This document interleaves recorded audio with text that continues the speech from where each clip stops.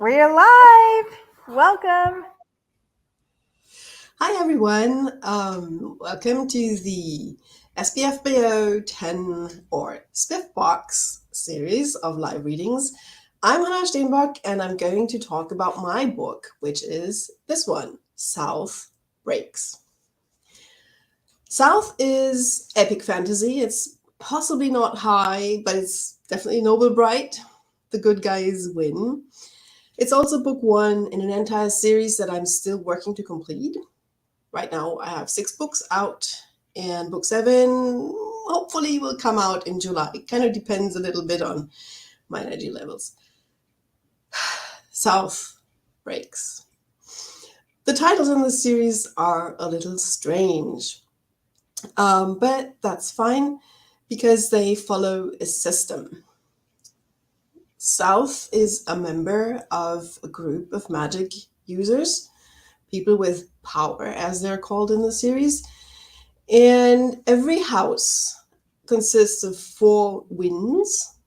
South is a wind, and they're all named after the major directions. So we have a south, a west, an east, and a north.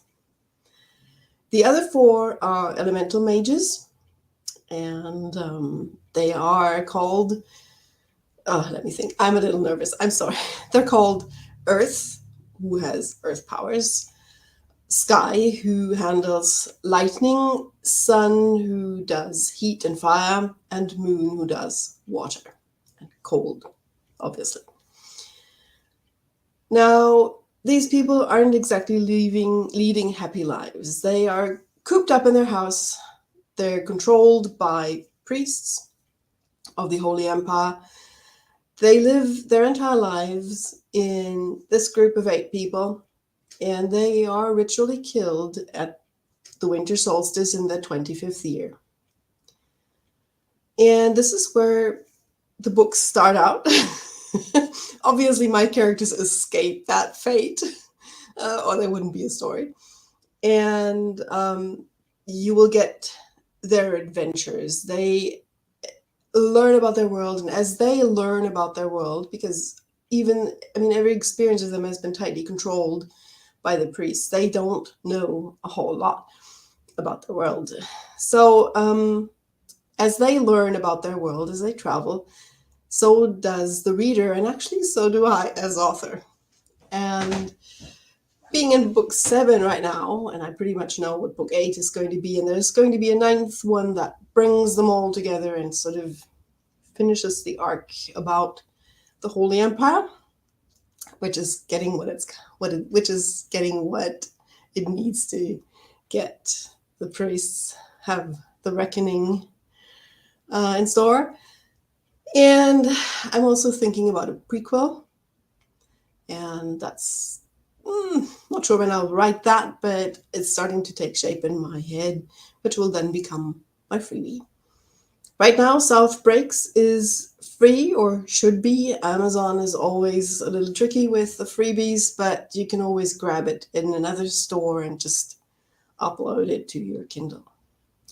Now, before I talk some more about all my people in the world, I'm going to read chapter 1, and we're going to jump right into the story. South is on her way to the Southern Pyramid, where she's going to be, where she's going to be sacrificed. At least that's the plan. Anyway, chapter 1. South was tired. They were on their first journey of her life, and the last. As she was not used to traveling at all, they had tied her to the saddle of the animal that carried her along the narrow mountain paths. Because of the rain, she couldn't see much of the landscape, but the glimpses she could catch terrified her. She would be so glad when it was over. The priest leading the procession walked at a stately pace, even though their guide was urging him to go faster. Rain had been pouring down all day, and everyone wanted shelter. But the wind could not be hurried, he had said, and refused to walk faster. South was used to doing what she was told, even if it was cold, uncomfortable, and unpleasant. She had been raised in the rabbit house, together with 4 men and 3 women, living a comfortable life under the guidance of the priests. Every year, their quarters had moved one house closer to the peak of the sacred square until they had reached it last year after the solstice ceremonies. This year, she was participating in them. And when they were done, the whales would move into the first house for the final year of their lives. That's how life was for winds and pillars. It had been chosen for them at birth, and it wasn't a bad life at all, South thought, except this journey had been harder than she expected.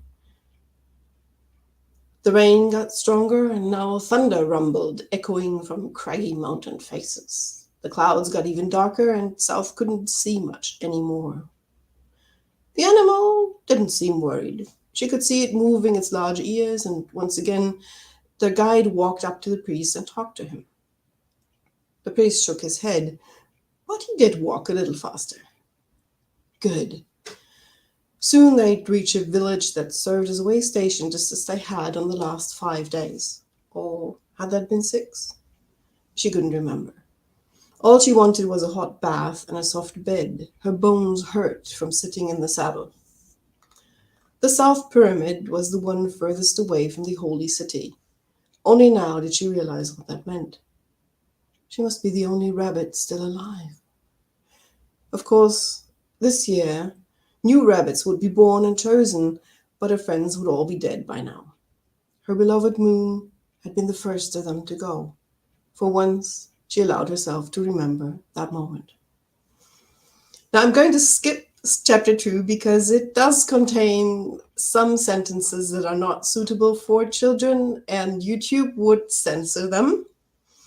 And before I read on, I also want to talk a little bit about the inspiration behind this. You might have heard me call the house rabbit, and it is part of the inspiration with the pyramids as well. I have borrowed a few elements of Aztec culture. I'm not appropriating it. This is not Aztec life. This is not history. This is completely fiction. I was just running with this whole idea of how would people handle living in such situations and such circumstances, being completely brainwashed into believing that, being killed is part of the natural life. And part of the story is how they overcome this conditioning. And South is actually not the weakest character of mine, but she's one of the kindest and meekest. She really is used to submitting to doing what she's told, and this is going to be a thing that repeats in the story, that she does as she's told until she doesn't. And I love showing this development. And the other characters, West is one of the characters. He has a completely different path into his freedom. West is a bit more rebellious, but not the kind given to violence. East, on the other hand, does have a lot of anger management issues, and he's possibly one of the characters who gets mangled the most in my books because he's not backing down. North, on the other hand, is a woman again, and she has a very special talent. She can move fast. We'll find out in the book what that actually means, which was a surprise to me as well. I'm a bit of a pantser. I find out the details of the stories as I write them, and North kept surprising me. She kept stumbling over elements that I completely did not expect. Well, let's move into chapter 3, and you will find out how South escapes her fate. Chapter 3. Thunder rolled. South could feel the hair on her head rise up, and the sensation was scary.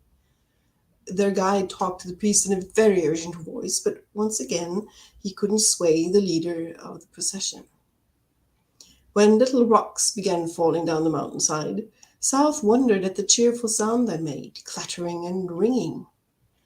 Suddenly the guide grabbed the animal's lead, dashed past the priest, and ran, the animal following him at a fast pace. South clung to the saddle, even though the ropes meant that she couldn't fall off. More rocks fell, and then a deep rumble filled South's heart with terror.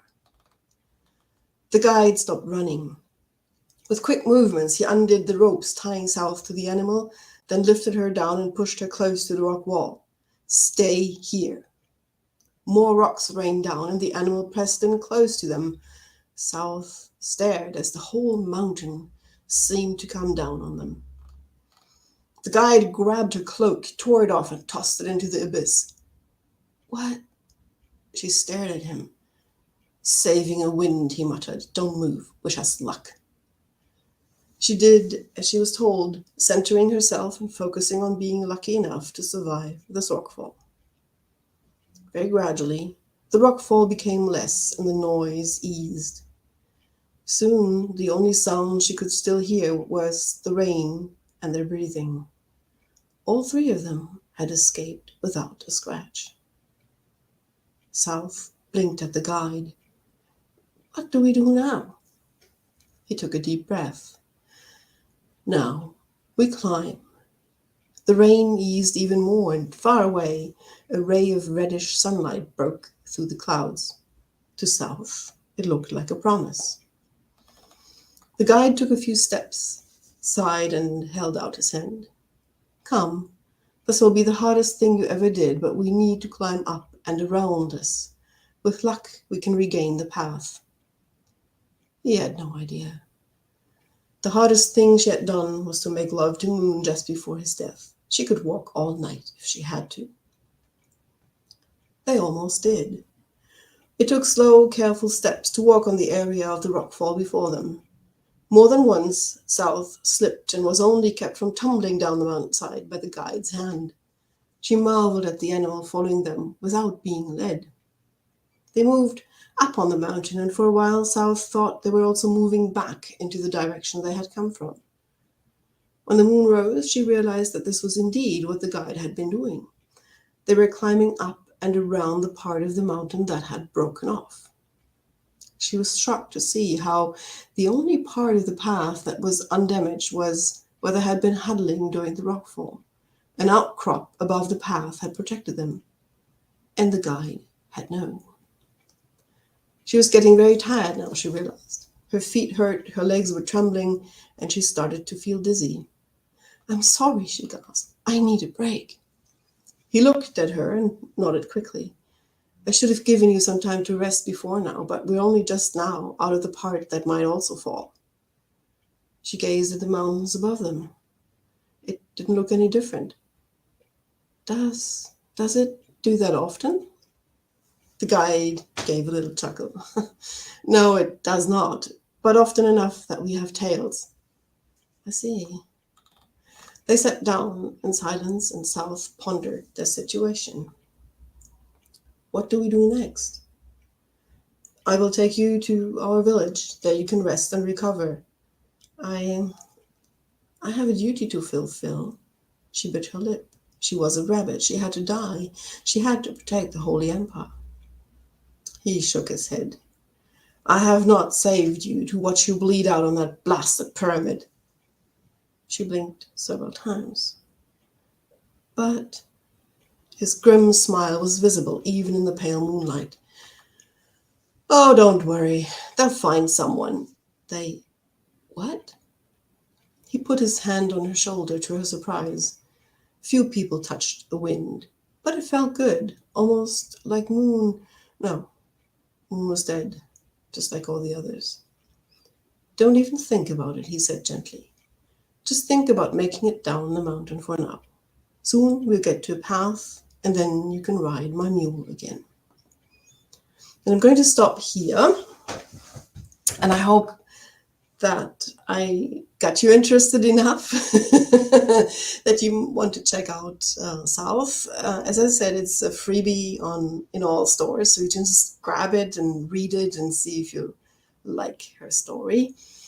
And well, thank you to Katherine for having me, for arranging all of this awesomeness.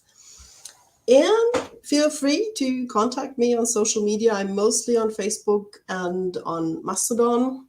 And I'd love to hear from you.